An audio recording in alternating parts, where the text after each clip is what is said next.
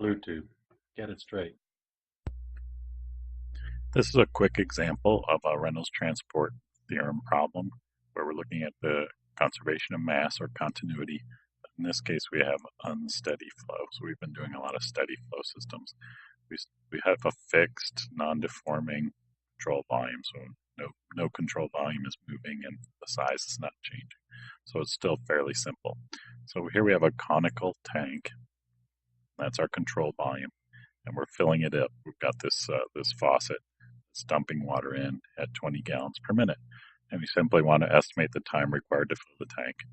Now, obviously, we could take the volume of a cone and the flow rate of 20 gallons per minute and figure that out.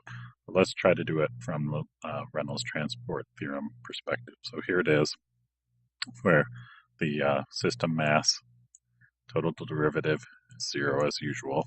So the mass is not leaving the system, it's just filling the control volume.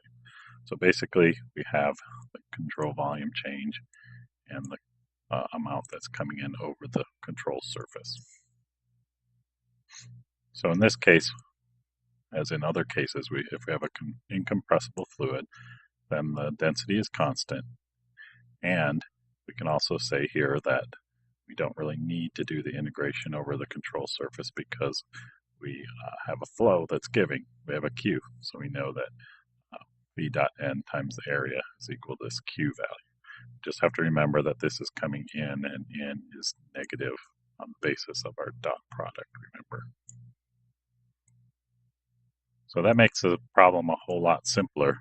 We've got this incompressible fluid with constant density, so we can take the density term outside the integral.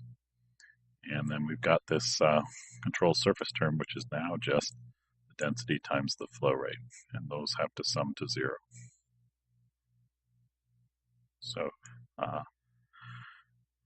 this integral of dv is equal to v, and then we immediately take the derivative of it, so it's kind of like a circular logic there, but you end up with a dv dt term times this constant density, and bringing the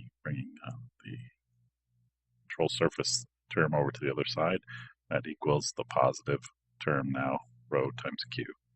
Or in other words, we can cancel the rho on each side, and we just have dv dt is equal to q. So we simply separate and integrate these very simple integrals, and we get volume is equal to q times t, which we would have known from the start, but it's nice to see it gotten to from the Reynolds transport theorem. We rearrange that, and the time to fill is equal to volume over q. Plug in our terms, and we see about 12 minutes to fill up that.